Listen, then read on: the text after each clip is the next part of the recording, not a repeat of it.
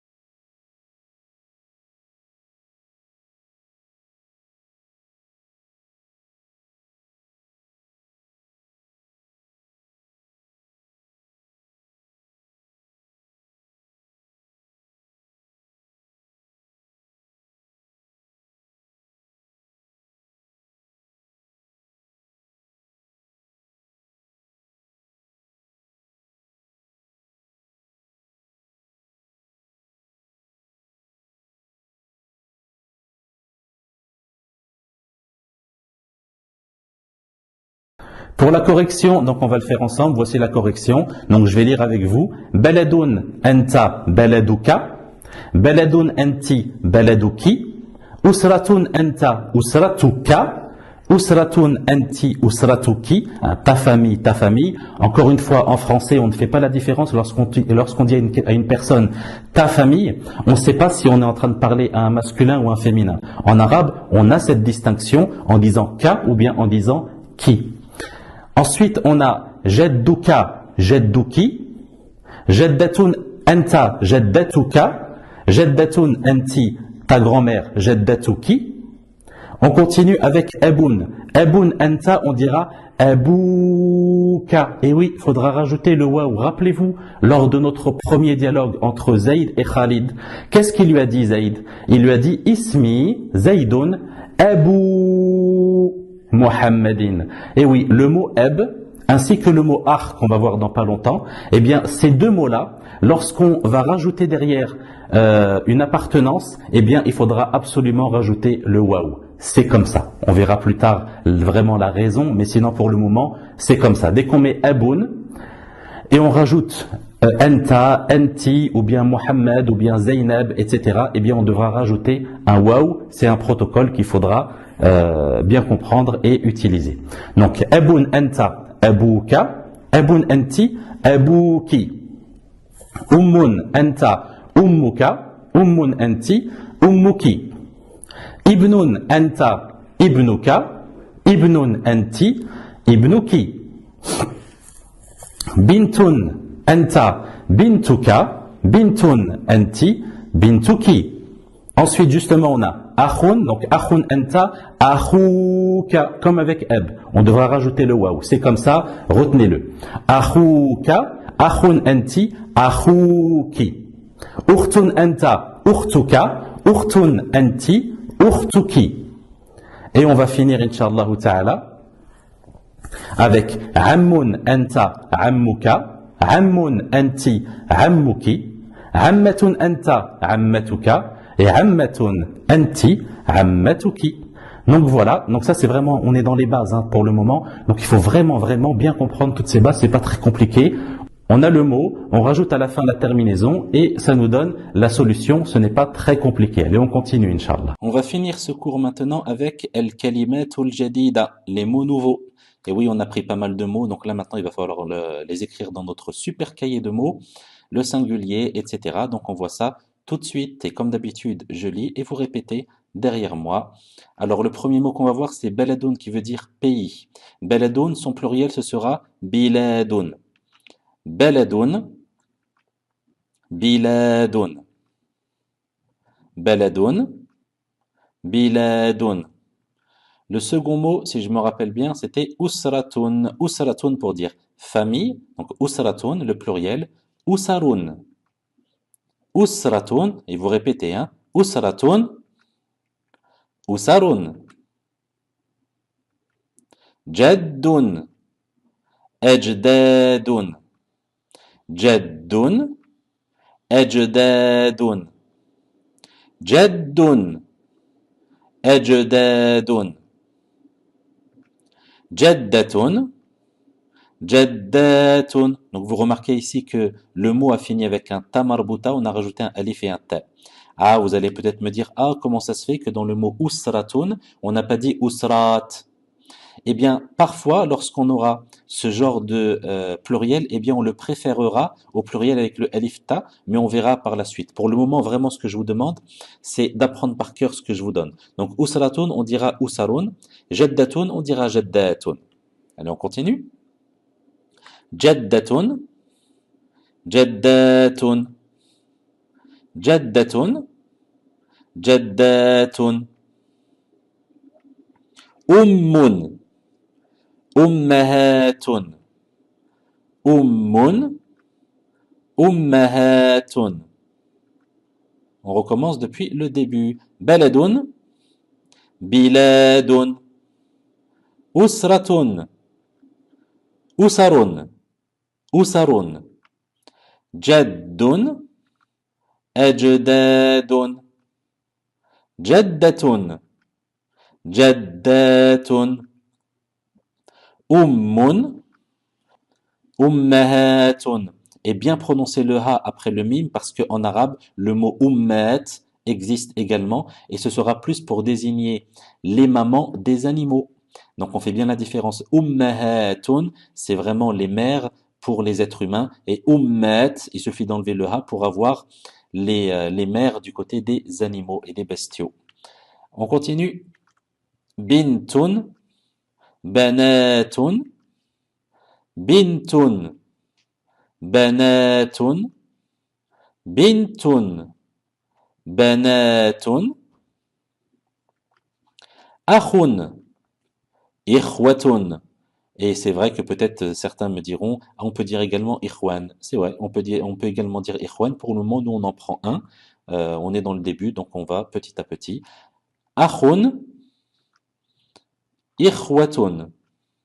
On continue. Ukhtun, akhawatun. Ukhtun, akhawatun. Ukhtun, akhawatun. Ammun, a'mamun. Donc ici dans le synonyme al-muradif, je vous ai mis akhu al-ab. C'est pour que vous vous rappelez que lorsqu'on dit ammun, on est en train de parler du frère du père et non pas du frère de la mère. Akhu al-abi huwa al-am. On recommence. Ammun, a'mamun. Ammun, a'mamun. Ammatun, ammatun. Ukhtu al-ab, la sœur du père et non pas la sœur de la mère. Ammatun, ammatun, ammatun, ammatun. On va finir ce cours avec les devoirs, al-wajibat, les devoirs à la maison. Donc, comme d'habitude, ihfaz al-kalimati al-jadida. واكتبها 5 مرات. Tu apprends les nouveaux mots et tu les écris 5 fois. S'il vous plaît, et s'il vous plaît, faites-le. Sérieusement. Si vous devez écrire plus de 5 fois, faites-le. Franchement, j'ai eu honte de ne pas vous mettre 10 fois, mais s'il faut les écrire 10 fois, faites-les 10 fois, 20 fois, 30 fois, 40 fois. Je me rappelle, lorsque j'étais en Égypte, vraiment, les profs nous disaient pas d'écrire ça 5 fois, ils nous demandaient de les écrire 20 fois, voire 50 fois. Donc, là, moi, je vous demande de le faire 5 fois. J'ai confiance en vous. Faites-le sérieusement et ça va aller. Deuxièmement, vous allez me faire l'exercice suivant et on le corrigera lors de la prochaine vidéo. Donc, j'ai un tableau ici. Vous allez me mettre soit hada, soit hazihi devant le mot. Donc, si le mot il est masculin, vous mettrez hada. S'il est féminin, vous mettrez hazihi et on corrigera ça ensemble. Barakallahu fikum. Jazakumullahu khayra. À la prochaine. Salam alaikum.